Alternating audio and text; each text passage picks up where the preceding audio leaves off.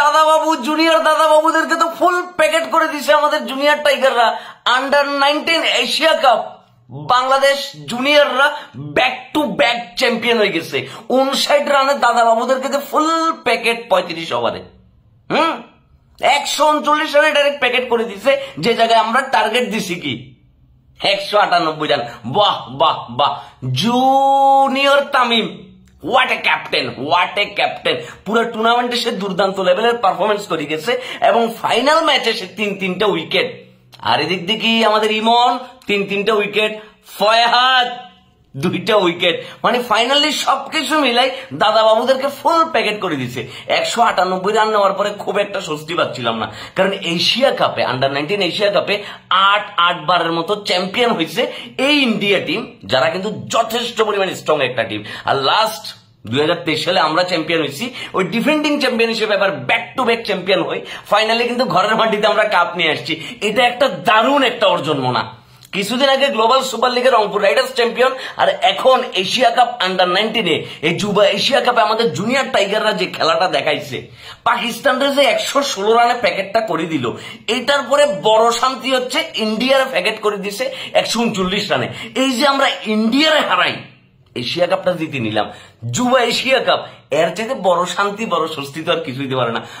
হ্যাঁ কি, আরে না, টিভি ভাঙবেন না, টিভি ভাঙার একদম দরকার নেই, ঠিক আছে? এটা খেলা, এটা নিয়ে এমন, আমরা জানি আপনারা শক্তিশালী দল, কিন্তু এবার তো আপনাদের রক্ষে হলো না দাদা। আপনাদেরকে তো আমাদের জুনিয়ররা হারিয়ে দিয়েছে।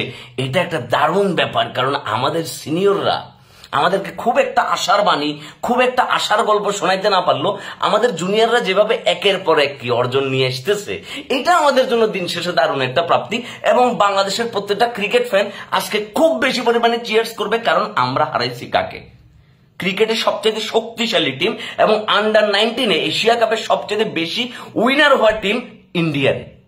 যেখানে ইন্ডিয়া শব্দটা আছে, সেখানে মনে করেছে বাংলাদেশ তাদেরকে হারাইতে পারলেই কি সামহাও তারা খুশি হয়ে যায়। এটা এক ধরনের মনে করে যে থাকে না, Brazil Argentina, Barcelona Real Madrid, ঠিক আছে, আফগানিস্তান বাংলাদেশ, আফগানিস্তান পাকিস্তান, এরকম একটা ব্যাপার থাকে না। ওই ব্যাপারটা সবকিছু মিলাই যে আমাদের জুনিয়ররা যে এই খেলাটা খেললো, ভাইয়া এই যে রিজান আর হচ্ছে শিহাব জামশেদ, এই দুজনের জুটিতে লাস্টের দিকে পুরো টিমটা বাঁচিয়ে গেছে।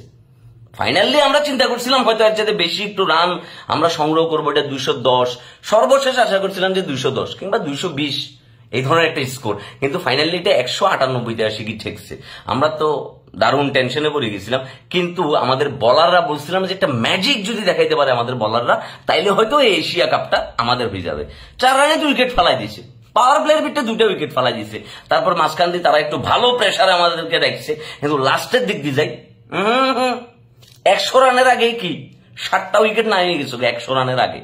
ফাইনালি সেখানে যায় তারা 139 রানে প্যাকেট হয়ে গেল, এবং সেই সাথে তারা পাই গেছে কাশেম কাকার মাইক, শেফালির মাই স্পোর্টিং ক্লাব থেকে।